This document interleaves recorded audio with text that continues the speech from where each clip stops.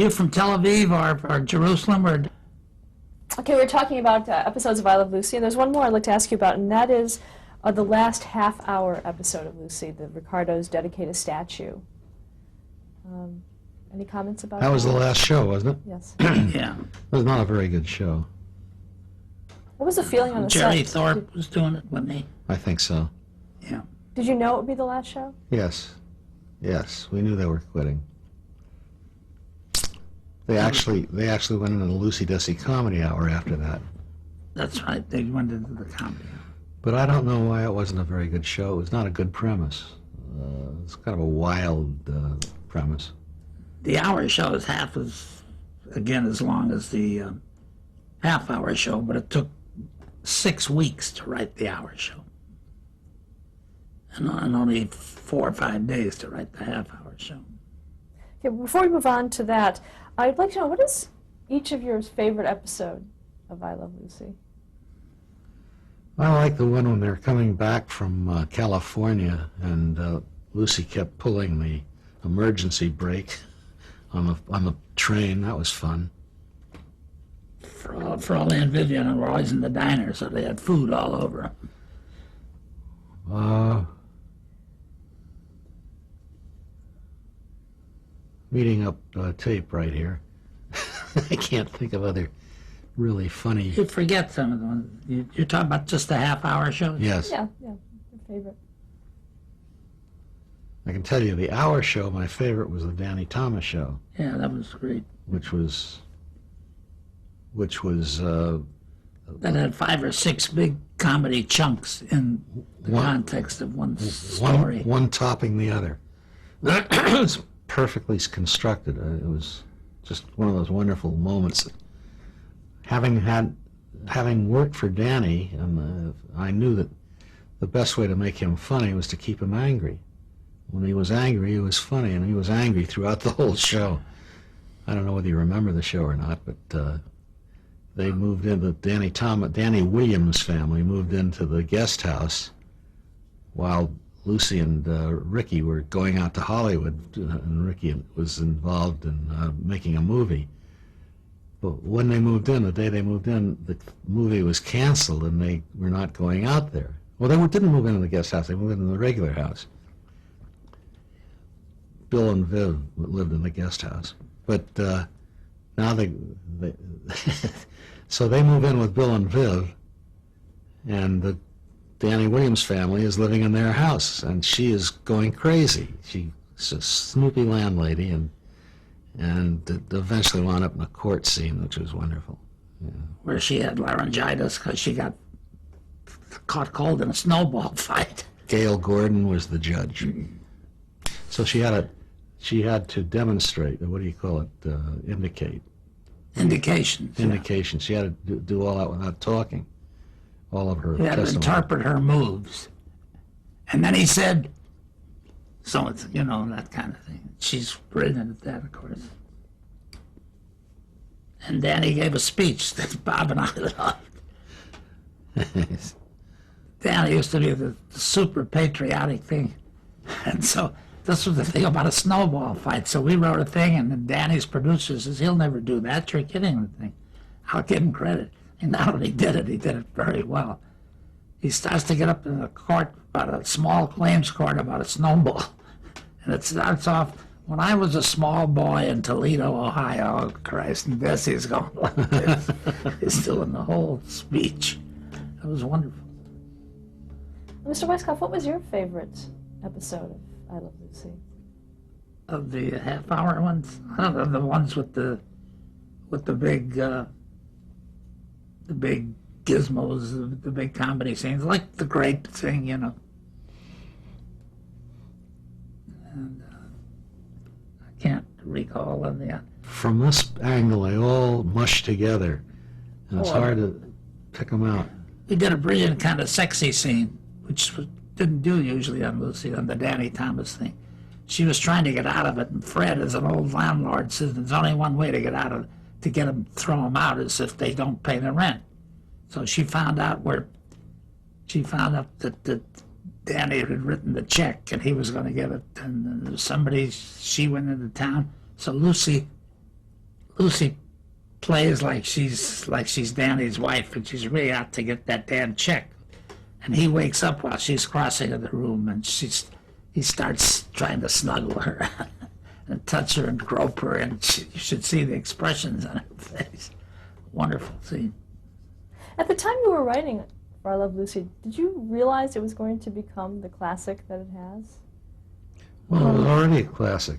You know, it was already the #1 show for so many years that there was no doubt. Yeah, we never realized that the extent of syndication, or we would have asked for a better contract. Did you get any kind of... We got, unfortunately, you just hit a sore spot. We got 4 runs at $125 a piece. So we made $500 on the residuals. That was the first. That's it. But where was the world gross on what? Oh, that was the Lucy show. We got a percentage of the... We still get money from them. In perpetuity, that's 4% of the world gross. There was a writer's strike in 1960. If we had that on I Love Lucy, we'd own the Academy. Remember Desi? That Desi was very influential in settling the strike.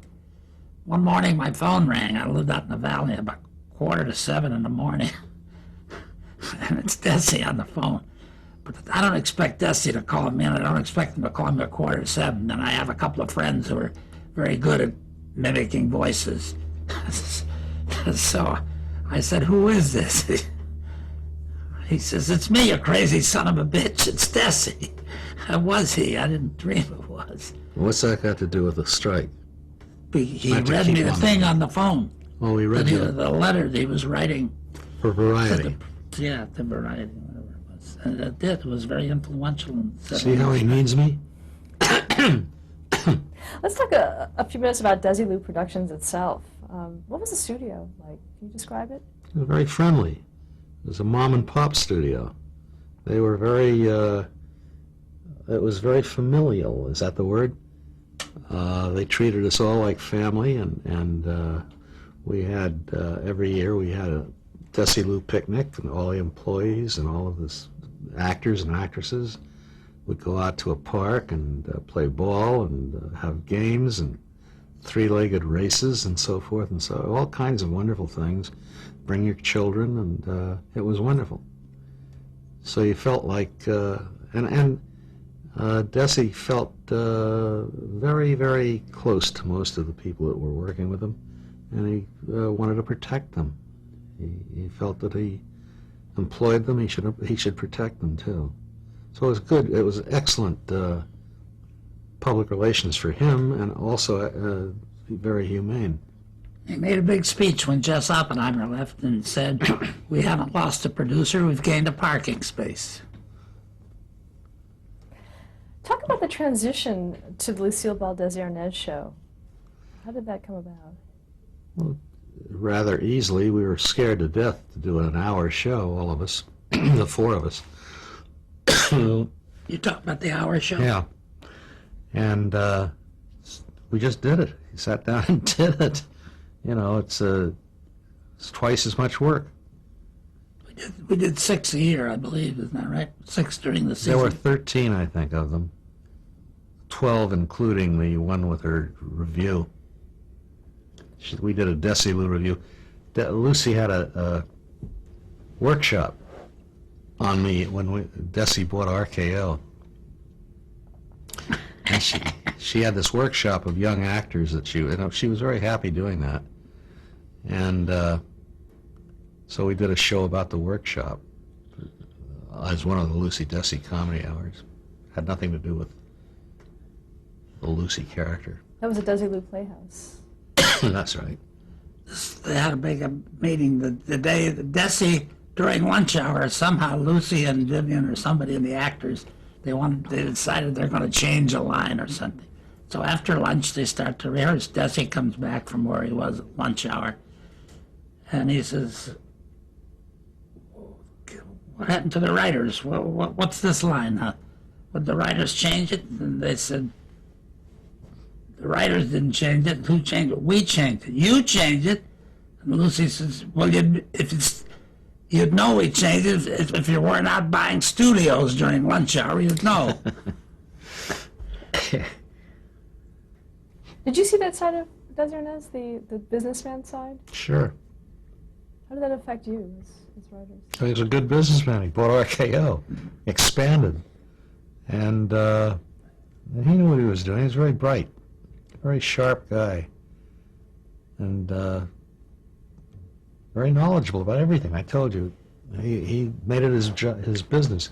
After all, he was a bongo player when he came over here. Married well. The last guy in the world you'd expect to come up with all the knowledge that he did about. He just had a gift for it, I don't know.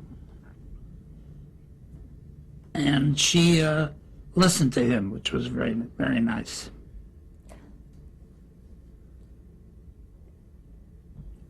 How did Lucy and Desi's personal life affect the atmosphere at Desilu? Sometimes it affected the atmosphere, but they were troopers, you know, and they did their jobs.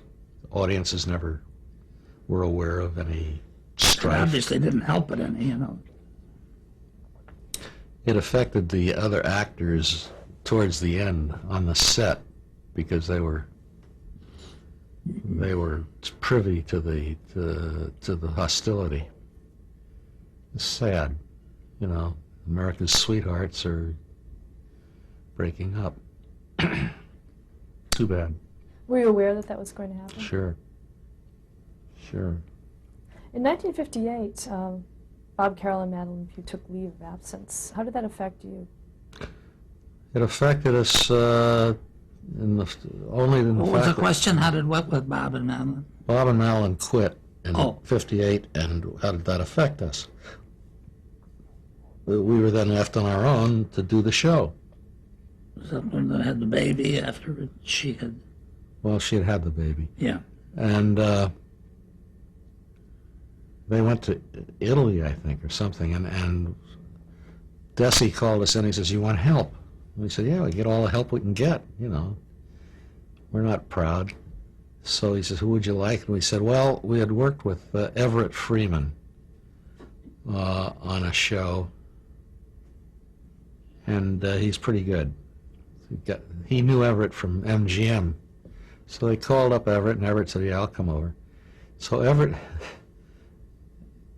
this is apropos of the fact that nobody outside of Bob and Madelyn and Jess and Bob and I ever had a credit on a Lucy show, up until after the second year of the Lucy show. So Everett came over one day, and we sat around, and it was the opening of the second season, I think, of the Lucy-Desi Comedy Hour. Maurice Chevalier was the guest, and he sat there while Bob and I were working on a story, and he says, "You guys don't need me." And he got up and left. And the next thing we know, he wants top credit. So we took it to arbitration, and arbitration, of course, said no credit. So that was as close as anybody ever came to writing a Lucy-Desi Comedy Hour. So we wrote them until they came back, and then we all four wrote them again. Did their duties change when they came back? Or was it... No, they were all kind of equal, I think. Any one of us could say no to the other. We all had respect for each other. I mean, they certainly had a longer... Was that where Elliot Lewis was technically the producer? What? Was that where Elliot Lewis was technically the producer? Elliot Lewis was technically the producer of the show, but he had nothing really to do with the stories. He was producing, Yeah. getting the actors and seeing that everything went off well. But we did it. It was a pretty good show, and then they came back. And then we had different titles. I forget what they were. They were script supervisors or something like that, or consultants. They didn't work as hard. They didn't want to work as hard. So I forget what our duties were. We, in effect, wrote the shows. Were you present on March 2nd, 1959, when Lucy and Desi filmed their last final Ricardo show, Lucy Meets the Mustache? Yes. It was just shown recently, by the way. I saw it. Which was that? Ernie Kovacs. Oh, that was the last one, huh? Edie Adams and Ernie Edie. Kovacs. Yeah. They have been, well, Ernie no longer has, but Edie said that it was a very trying situation for her because Lucy and Desi were hardly speaking to each other. Another one of my favorite lines. They're going into dinner, Lucy and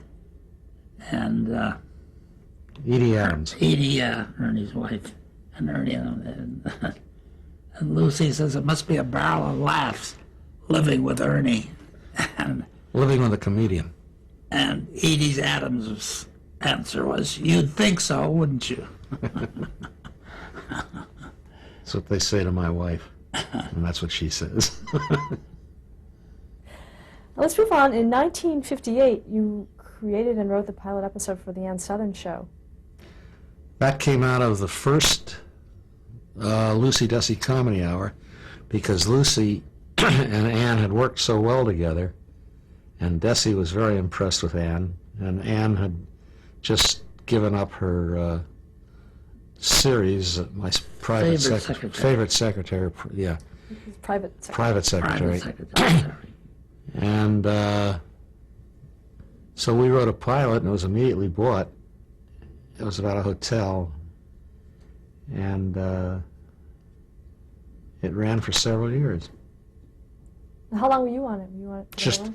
we just We did were the on for pilot. a year, I think. No, we weren't. We didn't even do a year. We were on the pilot, and we supervised the first few things because we had to go back to Lucy.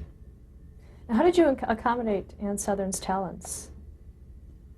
She was very talented, Ann Sothern was. Ann Sothern was a wonderful comedian. She How had do we a career accommodate her? on We wrote stage. to her. That's it. No, as far as creating the show. For her. Oh, we wrote a thing where she was ran a hotel. We figured we could get a lot of characters in We that. had a lot of trouble, if you recall. There Oh, was a producer sent in yeah. whose sister was a playwright. Forget her name. She wrote a play called The Fifth Season. Arthur was his first name. And he kept rejecting things. We were going crazy. It took 2-3 months in there. And I don't know how he finally bought the hotel thing. But he did. No, Desi did. Was that it? Yes, he did. That's right. We took it to Desi because this guy, Arthur Hoff, Oh, that's right. You got his last name. pretty good, see?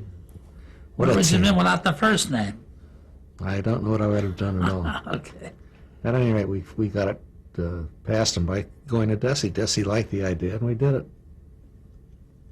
You also wrote the pilot for You're Only Young Twice. Do you remember that? Yes, that was Martha Scott, a dear lady, and we had trouble finding a guy. Your Only Young Twice is about a couple that have just married off their last child and are now, quote, facing life without any responsibilities. And this was about all of their responsibilities. The big conflict was the lady now is free of caring for children and household. She wants to travel and live it up. And the husband just wants to sit in a rocking chair. He's had it with the career. And he just wants to relax. And that's the conflict. We had trouble in those days finding a male star who would admit that he was 50. And one night we were in Desi's office going through the book trying to find actors to play the part. And Lucy walked in. And she says, "What are you doing?" And I told her that we were trying to find somebody who would play the part of Martha Scott's husband. And at that time, George Murphy was it was before he was a senator, was working for Desilu.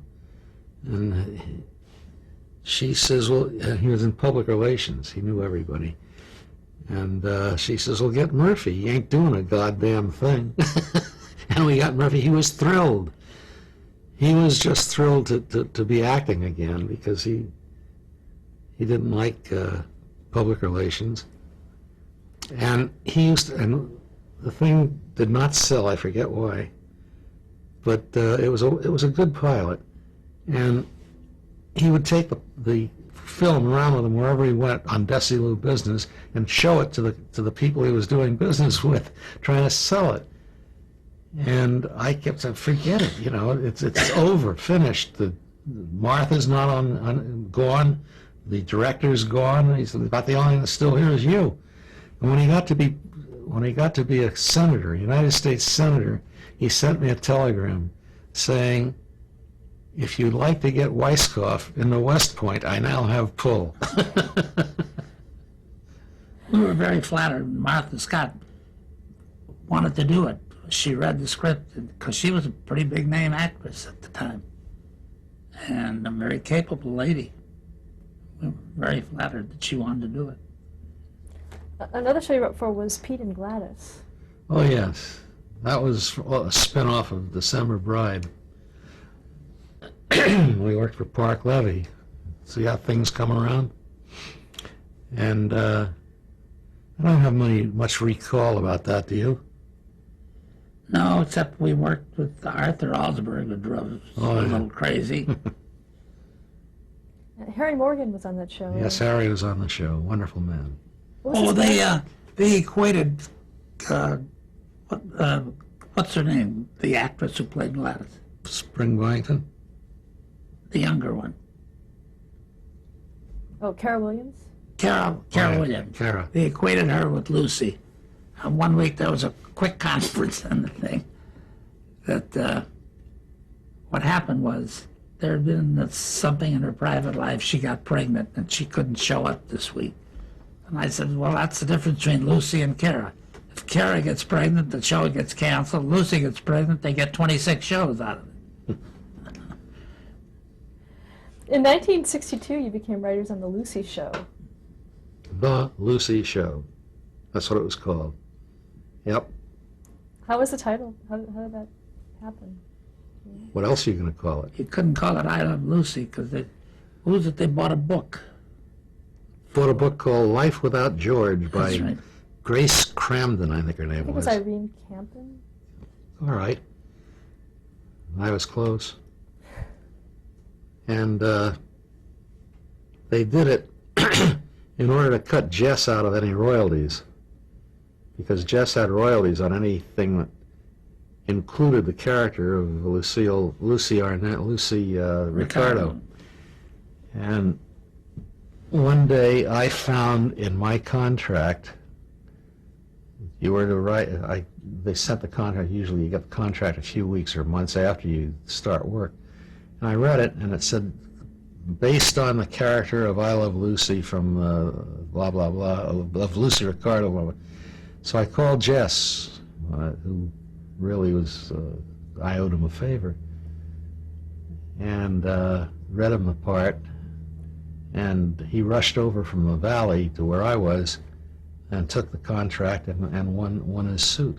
Won a big settlement from... Some people goofed in writing this up. It said Life Without George and I Love Lucy. So that's all Jess needed.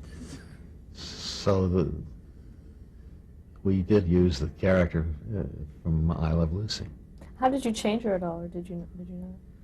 Well, she was a widow, or was she divorced? Yeah, she was a widow. She was a widow. Vivian was Vivian a was a divorcee. divorcee, and she had children, different children, a girl and a boy, and so she was different. She still did the same silly things, crazy, slapstick. Did you still write the same way? The same? Pretty close. Who else did you write with? Do you remember who was on that show? We made other writers.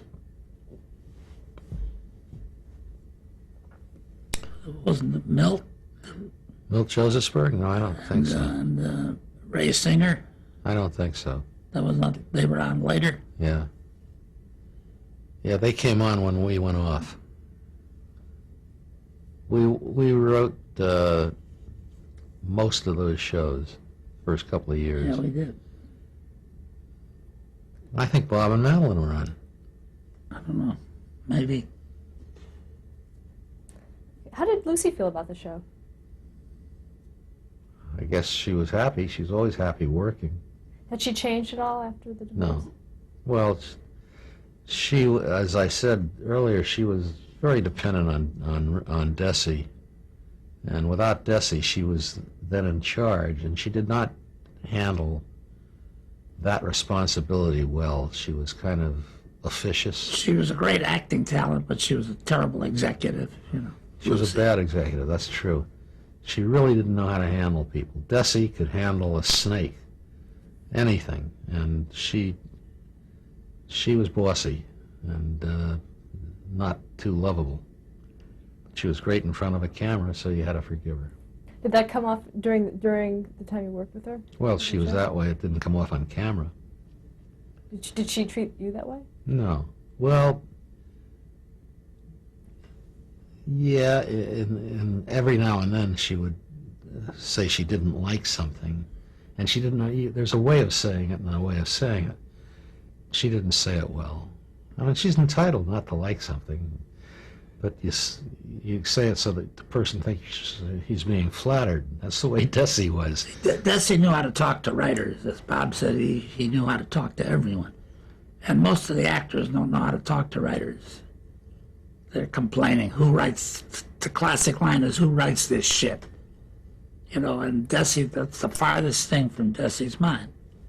He knew what to say to a writer and how to get response from a writer and cooperation and everything. The old story is about the Shakespearean actor who was terrible actor. And they're throwing tomatoes at him and vegetables. And so he said, don't blame me, I didn't write this shit. How about Lucy and Vivian Vance? How had their relationship progressed? Good. They got along very well. They were very close, yeah. When Vivian was ill, Lucy went up to see her several times, and Vivian was terminal, and both she and Lucy knew it. So they were good friends, and they spent a lot of their lives together, you know, a lot of their professional life. Now, was Vivian able to get some more concessions on her contract, you know, as far as the dowdiness and that kind of thing went for the show, or? I don't know. Never was aware of anybody's contract, except that we were underpaid. About the Fred Ball incident. Oh, yes. You didn't tell him. Desi was, the marriage was breaking up, and he really wasn't with the show in full 100%, so everyone was complaining.